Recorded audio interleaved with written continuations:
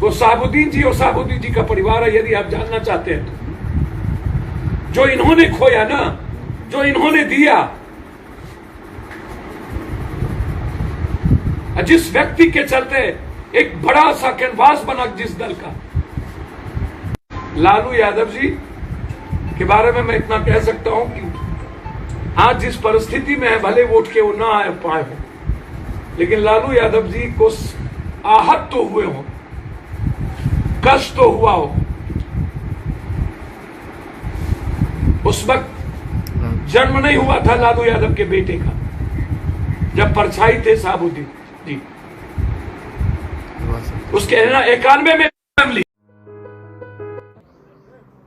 पप्पू यादव पहुंचे मोहम्मद शहाबुद्दीन के घर पर और उनके बेटे से मिले, ओसामा साहब से, और उन्हें कई बातें उनके साथ प्रेस कॉन्फ्रेंस भी किया और मीडिया को संबोधन करते हुए कई बातें कही। उसमें राजद पर आरोप लगाया और सीधे लालू प्रसाद यादव को उसमें बीच में ले आए और कहे कि अगर राजद में अगर कोई हकदार था, सही हकदार था राजद में लालू प्रसाद यादव के बाद, तो वह मोहम्मद शहाबुद्दीन थे। और भी ऐसे कई बातें की जिससे कि वह यह भी कहते हुए नजर आए कि जब शहाबुद्दीन राजनीति में थे तो लालू प्रसाद के जब जीत कर आए थे तो लालू प्रसाद के बेटे का जन्म नहीं हुआ था, और सही हकदार कहने का मतलब था पप्पू यादव का कि मोहम्मद शहाबुद्दीन थे।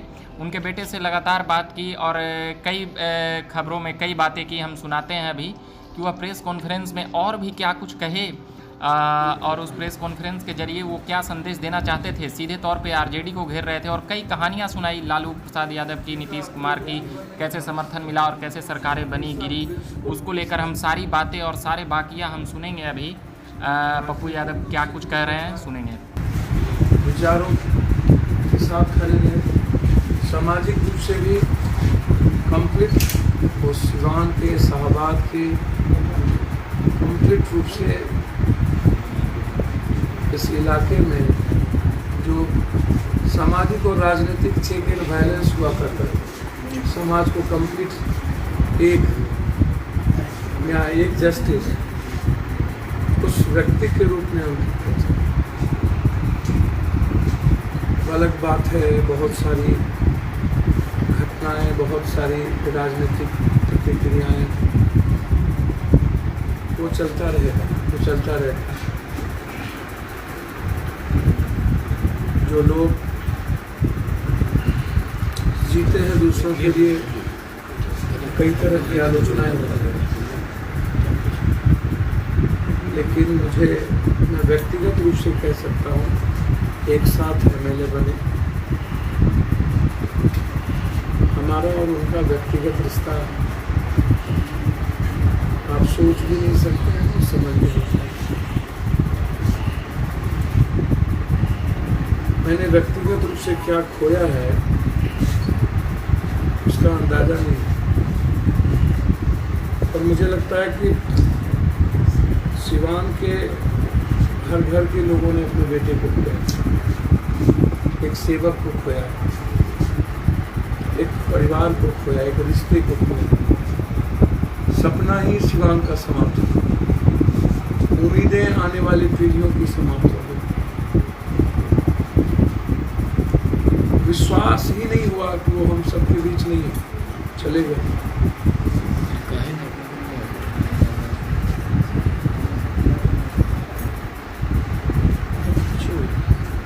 मतलब मैं सिर्फ इतना कहूँगा,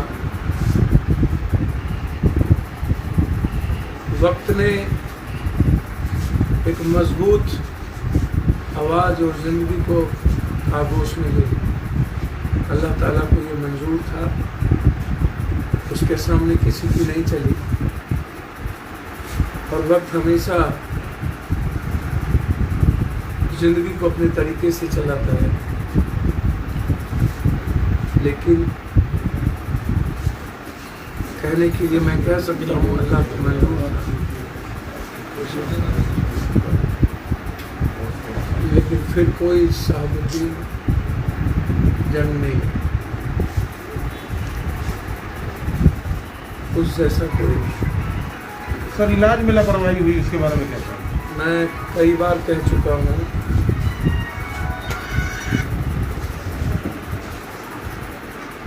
एक ऐसा व्यक्ति जो शारीरिक, मानसिक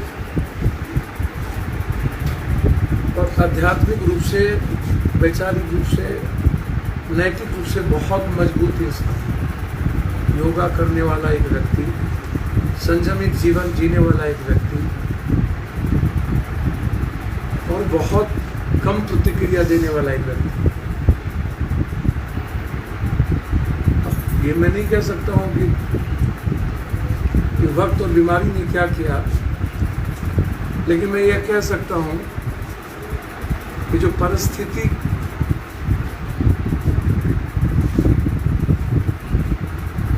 को सिस्टम ने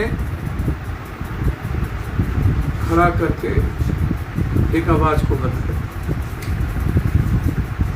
व्यवस्था।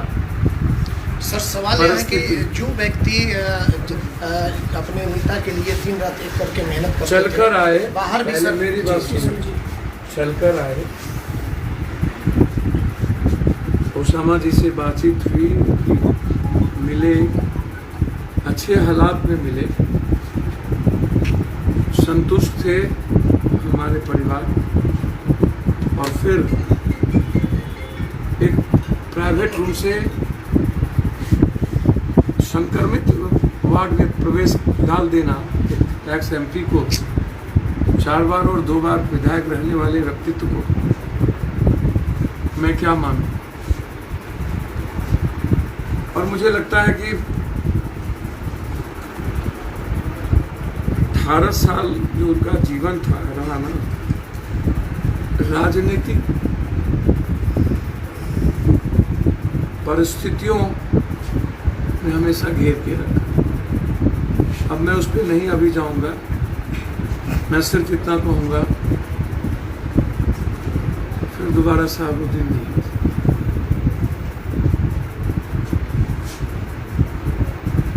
जब याद करता हूँ सिर्फ इतना कह सकता हूँ, पता नहीं क्यों चले गए। मुस्कुराता हुआ वो चेहरा मेरे साथ बहुत सारे अंतरंग रिश्ते, उसके बहुत हद तक कुछ चीजें उससे कहते थे, पप्पू जी व्यक्तिगत जीवन में तो मैं आपके साथ हूं,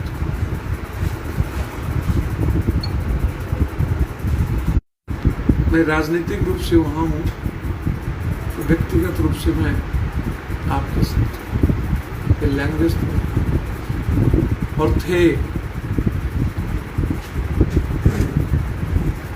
मेरा यह परिवार है,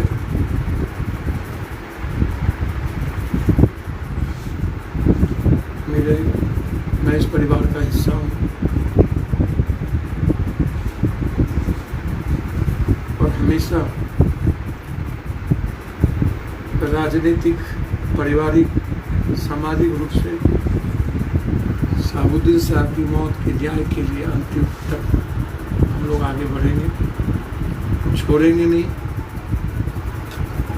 जरूर अंतिम तक जाएंगे। किसके पीछे राज क्या थी, किन किन लोगों की भूमिका थी, वक्त से ज्यादा राजनीतिक परिस्थितियों ने शहाबुद्दीन साहब को हम सबके बीच से लेकर चले।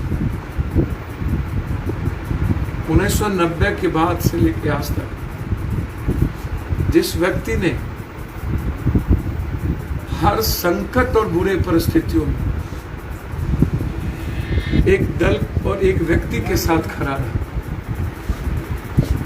वो मंत्री हो सकते थे, सत्ता का हिस्सा हो सकते थे, बदल सकते थे, लेकिन कभी भी उनके भीतर ना तो कभी लोभ आया, न राजनीतिक महत्वाकांक्षा जगी। हर लोगों के भीतर राजनीतिक महत्वाकांक्षा होती है। मैं एक व्यक्ति को देखा कि अपनी कोई राजनीतिक महत्वाकांक्षा उन्होंने नहीं पाई। चला पप्पू जी जी हो इसे करल जाए, तो सही राह पर ये लैंग्वेज था कि आप पीछे मत मुड़िए, जिसने अपने जीवन को समाप्त कर दिया, उसके साथ और उनका यदि कोई ना हो तो शायद न तो किसी के ना हो। ये आप समझिए, शहाबुद्दीन जी के यदि कोई ना हो सके तो फिर किसी का नहीं। बस मैं इतना ही। सर जब भागलपुर से साहब आए थे तो उस समय सर बोले थे कि हमारे नेता लालू प्रसाद यादव, और जब उनका निधन हुआ उनके पुत्र सर दर की ठोकर खाते रहे। वहाँ पे कोई भी व्यक्ति, लालू प्रसाद यादव, तेजस्वी यादव, कोई भी उनके परिवार का आदमी इनसे मिला तक नहीं माना जाएगा। एक बात बोलो, इसमें एक बात समझ, मैंने कहा यदि घटना गिराऊंगा ना, नीतीश कुमार मुख्यमंत्री बने थे, मैं नीतीश जी के साथ, और इनका पाटलिपुत्रा में मेरे साथ लालू जी के साथ मुलाकात हो रहा है। यदि शहाबुद्दीन जी नहीं होते ना, मैं लोक लाज क्रॉस कर गया होता। आए शहाबुद्दीन जी, हाथ पकड़ लिए रात के 1 बजे। कभी भी एक आवाज बनकर उनकी खड़ी रही, उनके पीछे में भी।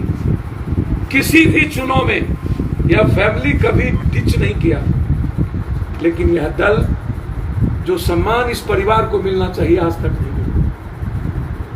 यदि कोई राजद में हकदार है सम्मान का ना, तो सबसे पहले शहाबुद्दीन जी और शहाबुद्दीन जी का परिवार। लालू यादव जी के बाद यदि कोई अधिकारी है तो शहाबुद्दीन जी और शहाबुद्दीन जी का परिवार है। यदि आप जानना चाहते हैं तो जो इन्होंने खोया ना, जो इन्होंने दिया, जिस व्यक्ति के चलते एक बड़ा सा कैनवास बना जिस दल का, लालू यादव जी के बारे में मैं इतना कह सकता हूं कि आज जिस परिस्थिति में है, भले वोट के वो ना आ पाए हो, लेकिन लालू यादव जी को आहत तो हुए हो, कष्ट तो हुआ हो।